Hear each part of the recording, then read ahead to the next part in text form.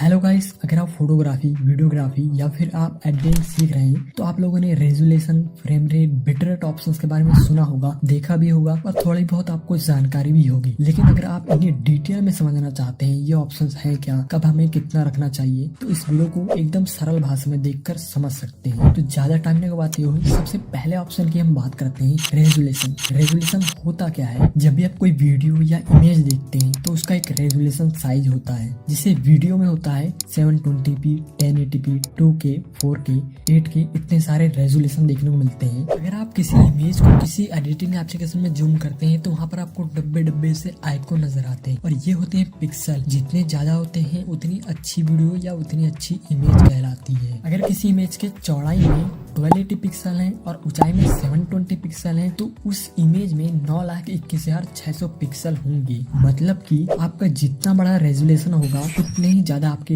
Video में या image में ज्यादा पिक्सल होंगे। अगर आप कोई वीडियो या इमेज को ज्यादा रेजोल्यूशन में शूट करते हैं तो उसके क्या फायदे हैं? पहला फायदा, उसकी क्वालिटी बहुत अच्छी होगी। दूसरा फायदा, आप किसी भी एडिटिंग एप्लीकेशन में जब इमेज को जूम करते हैं तो वहाँ इजीली आप उसके दाग धब्बे को हटाकर रिमूव कर सकते हैं। लेकिन इसी जगह अगर आपके पास ऐसी भी इमेज है जिसका रेजोल्यूशन ज्यादा नहीं है तो आप उसे थोड़ा सा ही जूम करेंगे तो पिक्सलेट नजर आएगी, क्योंकि इसके अंदर ज्यादा पिक्सल नहीं है। इसी प्रकार वीडियो रेजोल्यूशन की बात करते हैं तो वीडियो रेजोल्यूशन में जब हम ज्यादा रेजोल्यूशन में शूट करते हैं तो आप उसे किसी भी बड़ी स्क्रीन में दिखा सकते हैं। जैसे कि मान लीजिए मैं 4K में शूट करता हूँ और उसे चाहता हूँ 1080p साइज में दिखाना, तो इजीली दिखा पाऊंगा, मैं कोई दिक्कत नहीं आएगी। अगर मैं इसी जगह 1080p में शूट करता हूँ और 4K में दिखाना चाहता हूँ तो दिखा पाऊंगा, लेकिन वो वीडियो फट जाएगी, पिक्सलेट सी आपको नजर आएगी, क्योंकि उसमें ज्यादा पिक्सल नहीं है। तो यहाँ पर आपको समझ में आ गया होगा कि रेजोल्यूशन क्या होता है। अब बात करते हैं हम सेकंड ऑप्शन की, फ्रेम रेट। फ्रेम रेट होता क्या है? लेकिन इसको जानने से पहले आपको ये जरूर पता होना चाहिए कोई भी वीडियो असल में बनती कैसे है। अगर आपने कैमरा देखा होगा, इस पर एक क्लिक करने में एक फोटो जाती थी,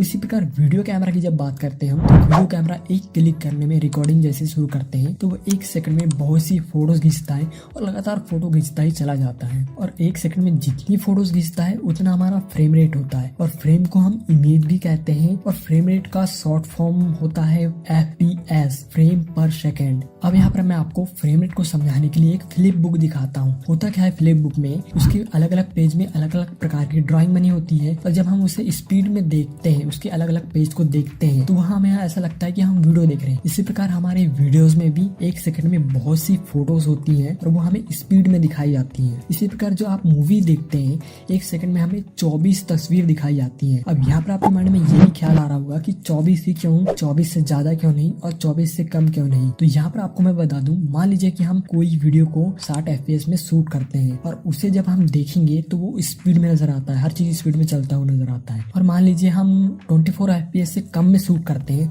तो वो वीडियो हमें अटक के नजर आएगी। इसी प्रकार 24 FPS में हम जब मूवी को देखते हैं तो हमें रियल फील होता है, उसमें नेचुरल ब्लर देखने को मिलता है। और जो हमें थोड़े से फास्ट एक्शन शूट देखने को मिलते हैं वो 30 FPS में देखने को मिलते हैं। और जो आप सोशल मीडिया पर वीडियोस देखते हैं, रियलिटी शो देखते हैं या न्यूज देखते हैं, वो 30 FPS में आपको देखने को मिलता है। अगर आप कोई स्लो मोशन वीडियो बनाना चाहते हैं, सिनेमैटिक वीडियो बनाना चाहते हैं तो उसे आप ज्यादा FPS में शूट कर सकते हैं और उसे आप 24 FPS में दिखा सकते हैं, उसकी स्पीड कम करके। अब बात करते हैं हम थर्ड ऑप्शन की, बिट रेट। बिट रेट होता क्या है? यहाँ मैं आपको एकदम डिटेल में समझाने वाला हूँ, जिससे आपको वीडियो के बिट रेट के बारे में तो जानकारी होगी ही, लेकिन इससे आपको कैमरे की बिट रेट की भी जानकारी हो जाएगी। तो चलिए जानते हैं बिट रेट। यहाँ 2 शब्द आ रहे हैं और बिट किसी डाटा या इंफॉर्मेशन की सबसे छोटी इकाई को कहते हैं। तो जब हम कोई वीडियो या इमेज को देखते हैं उसमें कलर होता है और वो कलर रेड, ग्रीन, ब्लू के मिक्स होने से बनता है। और जब कोई वीडियो को 8 बिट में रिकॉर्ड किया जाता है, इसका मतलब 256 रेड, 256 ग्रीन, 256 ब्लू जो आपकी इमेज को बना रहे हैं या स्वरूप दे रहे हैं। अब यहाँ ये 256 है क्या? आप इसको कलर सिग्नल भी बोल सकते हैं, यानी कि हर एक प्रॉपर्टी में 256 कलर ब्लैक से लाइट कलर की ओर हो सकते हैं या गाढ़े से फीके कलर की ओर हो सकते हैं। अब इसी प्रकार 10 मिनट में अगर कोई वीडियो रिकॉर्ड करते हैं तो उसकी तीनों प्रॉपर्टी में 1024 कलर देखने को मिलते हैं। मतलब कि 8 बिट से दुगना और तिगुना, मतलब बहुत ज्यादा डिटेल, बहुत ज्यादा कलर डेप्थ देखने को मिलेगा। अब यहाँ आपके माइंड में ये भी ख्याल आ रहा होगा, जब इतना ज्यादा डिफरेंस होता है 8 बिट और 10 बिट की वीडियो में तो हमें समझ में क्यों नहीं आता, क्योंकि ज्यादातर जो आपके पास फोन है वो 8 बिट के ही हैं। हाँ, लेकिन अभी आने लगे हैं 10 बिट के भी फोन। जो आप सोशल मीडिया पर वीडियो देखते हैं वो आपको 8 बिट की ही देखने को मिलती है। आपको कुछ ही ऐसी वीडियो देखने को मिलती है जो आप मूवी देखते हैं वही आपको 10 बिट या 12 बिट में देखने को मिलती है। इनका डिफरेंस तभी समझ में आता है जब कलर ग्रेडिंग करते हैं। अगर आपके पास 8 बिट की वीडियो है तो आप उससे ज्यादा कलर ग्रेड नहीं कर सकते, लेकिन इसी जगह अगर आपके पास 10 बिट की वीडियो है तो उसमें आप बहुत ज्यादा कलर निकाल सकते हैं। अब इसके आगे कुछ और भी चीजें होती हैं, जैसे कि 420 और 422 ये रिकॉर्डिंग में होती है। अब इसमें होता क्या है कि जब भी कोई वीडियो 420 में शूट की जाती है, अगर उस वीडियो से हम छोटा सा पिक्सल का हिस्सा निकालें तो उसके ऊपर के इन दो ट्रिप में ही रियल कलर होता है, नीचे कोई रियल कलर नहीं होता। वो तो आपका डिवाइस आजू बाजू के पिक्सल को देखकर एक कलर उनमें डाल देता है। अब इसी प्रकार 422 में अगर कोई रिकॉर्डिंग होती है तो ऊपर के 2 ट्रिप और नीचे के 2 ट्रिप में ही रियल कलर होता है, और बाकी ये पिक्सल उन पिक्सल को देखकर ऑटोमेटिक अपना एक कलर ले लेते हैं। लेकिन ये 420 से ज्यादा अच्छा है। लेकिन इसी जगह अगर 444 होता तो वहाँ पर पूरे रियल कलर होते। तो वीडियो में हम जब भी बिटरेट की बात करते हैं, इसका मतलब उसमें एक तरह से डाटा की बात कर रहे हैं। आप इसे कलर सिग्नल भी मान सकते हैं। अब यहाँ ऑडियो में भी बिटरेट होता है, लेकिन ऑडियो में कलर सिग्नल की बात नहीं होती, वहाँ अलग अलग तरह की टोन की बात होती है।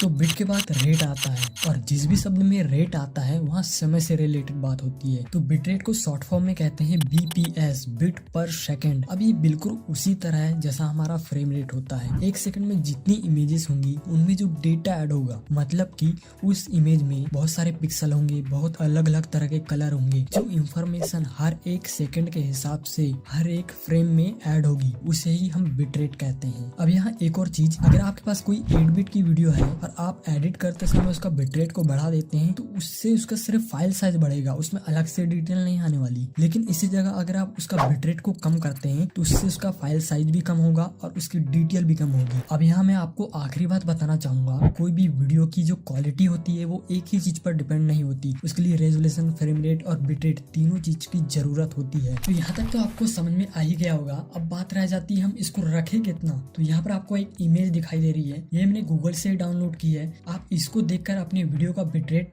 रख सकते हैं।